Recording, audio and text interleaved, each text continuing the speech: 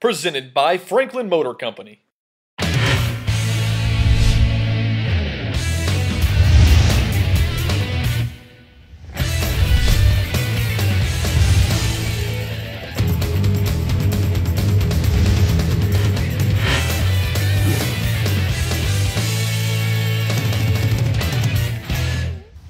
Hello, Williamson County and beyond. Welcome to the Sports Source Highlight Show here on the WilliamsonSource.com.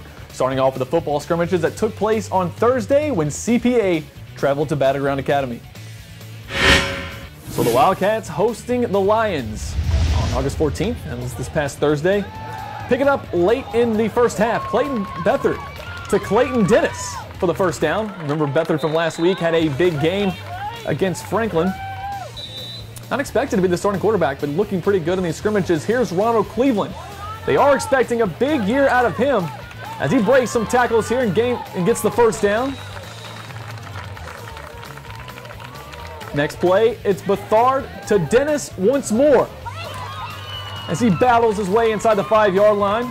Another Wildcat first down. A couple plays later, Beathard on the option, takes it himself and gets around some Lion defenders and into the end zone for the touchdown. A nice drive for BGA. And they're driving again here. And this pass over the middle by Jake Holloway.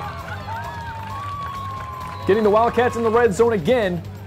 Only this time the drive would stall. Little play fake, looking over the middle, and it's picked off by Jack Charles of CPA. And the Lions looking to turn that into a scoring opportunity. Here's Philip Clark on the carry. Getting around a tackler there, still going, and finally wrapped up and knocked out of bounds after a big gain.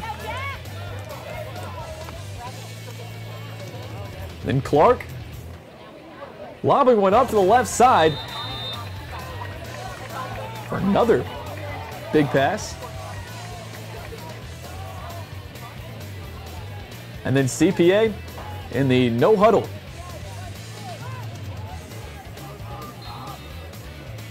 Getting everybody set, and then Clark is going to take it himself. Pretty much the same play we saw BGA run. Little option there, looking to hand it off to the running back, deciding to take it himself. Clark scores a touchdown. CPA led by 14 at that point. And then here's JD Cooper finding an alley. He takes it in for 6. BGA within a score again, but CPA would put this game away. A lot of players interchanging here. The freshmen got some playing time. JV, varsity, everybody getting some touches before the season starts. As Houston Nichols scores for the Lions, they win it by 14. So another game that was going on Thursday was Ravenwood hosting Brentwood Academy. And quite the turnout from the student section and really everybody. This is just a scrimmage game, but it was a packed house at Ravenwood. The Raptor fans showing up. They're ready for the season to start. Here's Brentwood Academy, though. One of the first plays of the game, plowing over the defense for the first down. Good run for the Eagles. But the Raptors get in the backfield in the next play, dropping them for a loss. Garrison Dronimus and Brian McKay combining on the tackle. And then here's Jed Stewart with a sack. Forcing Brentwood Academy to punt it away. And here's starting quarterback Cole Brown. He was announced as the starter on Thursday, finding Van Jefferson, and Jefferson, instead of going north, going east and west and backpedaling and finally dropped for a huge loss. But on the next play, Cole Brown zipping one downfield, and he's got Austin Piercy with one man to beat, and he's gone. That one man would catch up to him, get him around the ankles, stop him short of a touchdown. Ravenwood forced into a field goal attempt, which is missed, so the score remains 0-0. Brentwood Academy takes over. Here's Forrest Wright catching a pass over the middle, getting inside the 5-yard line. On the next play, Dawson Knox. First goes to his left, gets in a little bit of trouble, then reverses to the right side. A lot of times that can lead to a block in the back or a hold. He does score. Laundry on the field. That'll be a flag against Brentwood Academy. We bring it back. Ravenwood would hold, forcing Brentwood Academy to try a field goal attempt on the way, and this one's good. 3-0 Brentwood Academy at that point. And Cole Brown finding Van Jefferson deep downfield, and what is that, triple coverage? Van Jefferson leaping up and making the play. When you got a guy like him on your team, sometimes you just got to go to him, check it out again. And Cole Brown with some zip on this ball. We said it earlier in the season, it looked like he was the best option at quarterback. He looked like it on Thursday evening.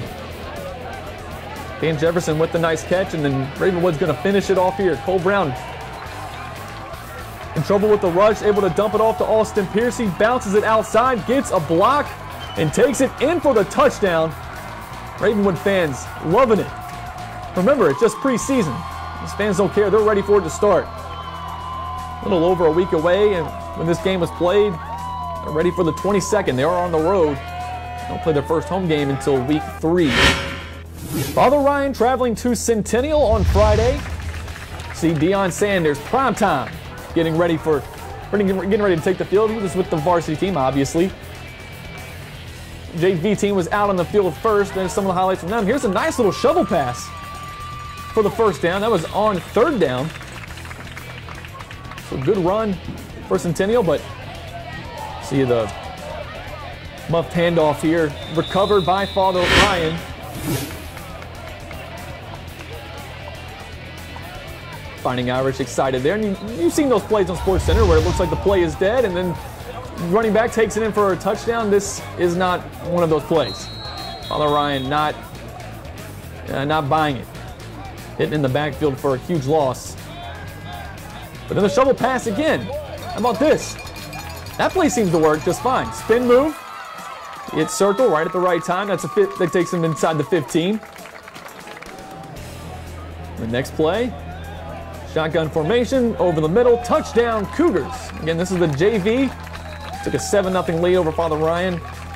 Varsity would play next after them as they get set less than a week away before their season starts as well. And Page in a jamboree with Harpeth Indians. Down 14-7 at this point. This is a big 3rd down play. Picking up the first down, getting in the red zone. Going into the second half of the game now, they play 2 10-minute quarters. 2 10-minute halves, I guess is more accurate. Here's a touchdown to tie the game at 14 apiece.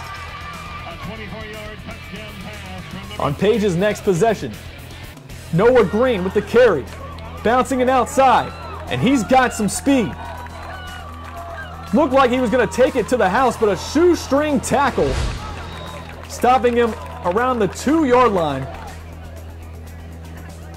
And of course, next play, Blake Rice on the counter.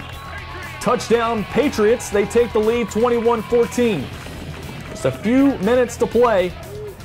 And here's Harpeth with a huge play. Pitch out. Getting a good block and then breaking a tackle. He's gone. 89 yards for the score. 21-20. And Harpeth is going to go for 2 to try to take the lead. Just under 2 minutes to play. Play action bootleg and squeezes it in between 2 Patriot defenders for the 2-point conversion. Let's look at it again. He rolls left. Finds the window of space. Harpeth take a 22-21 lead. And now the last chance for the Patriots. It's 4th down. They need 10 yards. And in trouble going down with the sack. Harpeth win it 22-21. Now, while we were at that Ravenwood game, Donna Visman was there, and she has our first Beyond the Game segment of the season.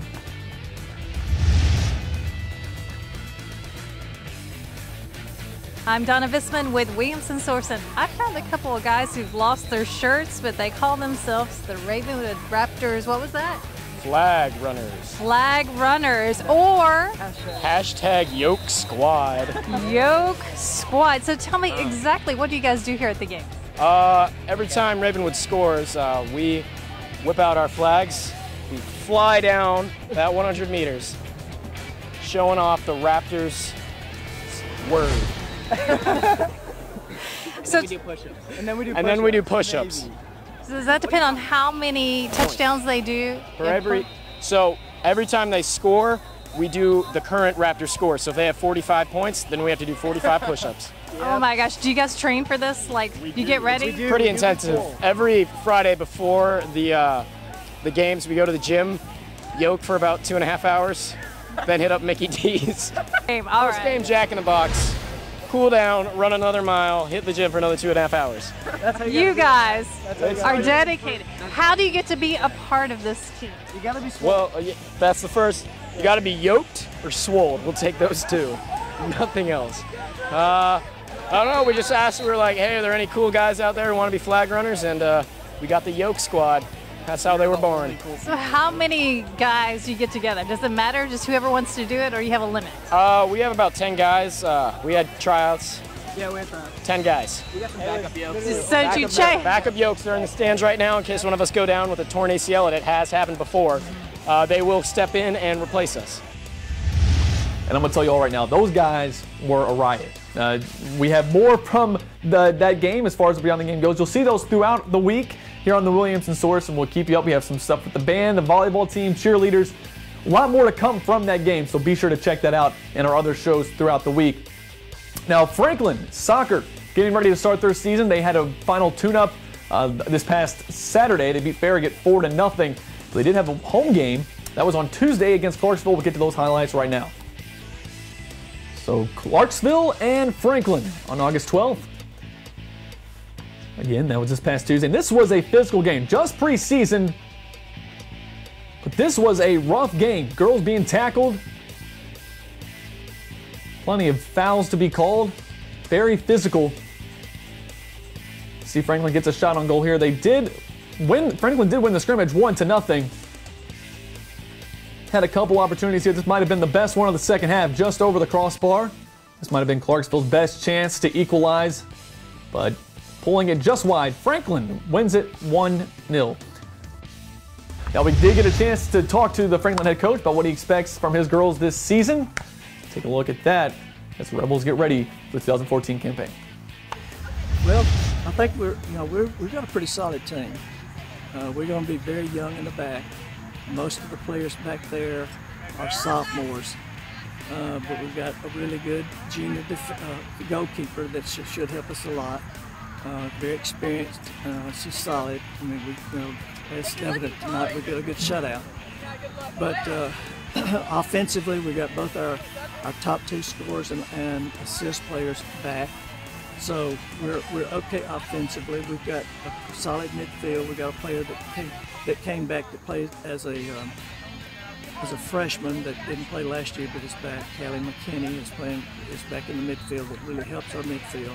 So I think we're solid up and down the line. I think we're going to have a decent team. Some of those young players you were talking about, how they adjusted to the speed of the game. I mean, we saw today how physical it is. Yeah, the physicality is where some of them are, especially some of the sophomores that are not quite used to that. That's where they're having to adjust. But they've done well. We've had 2 scrimmages, and the ones we've put in there have done well. So I'm pleased with where we are. Tonight, and this is a team that I heard you say to the coach, and I want to see you again until state finals. Yeah, it's kind of we've met them the last 2 years in the sectional, which is the game before you go to state. They beat us 2 years ago, and then we beat them last year. So I don't want to do that if we don't have to again. I'd rather see them in the final somewhere down the line.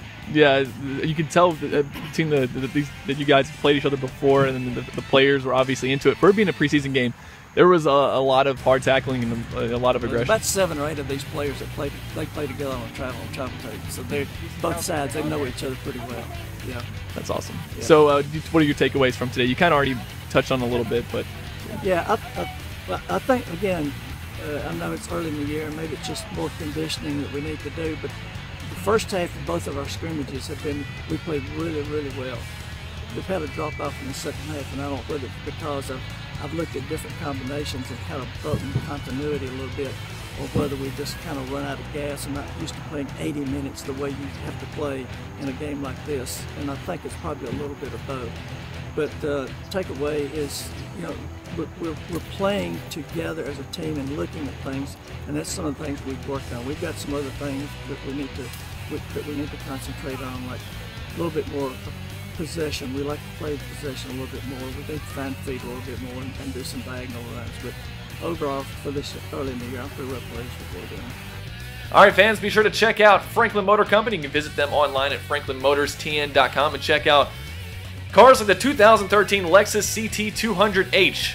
You can get 43 miles per gallon in the city, 40 on the highway. The sporty-looking CT200H is designed specifically for better handling with a low stance and special suspension components. Lexus CT200H is a hybrid electric compact four-door hatchback. There is a single powertrain choice, a 1.8-liter four-cylinder gasoline engine combined with a powerful electric motor.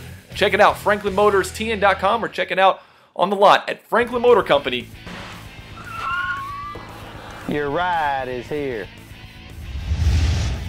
Now, last week we had highlights of the Franklin Cowboys football team, the AAA, taking on Blackman.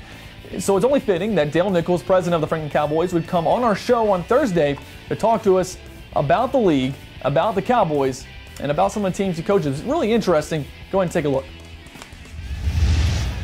All right, I'm here with Dale Nichols from the Franklin Cowboys. You said you've been with the Cowboys for 10 years, is that correct? Yeah, I've been with them about 10 years now. But they've been around since 1970. It's 44 years. In your 10 years, what do you think has made this so successful?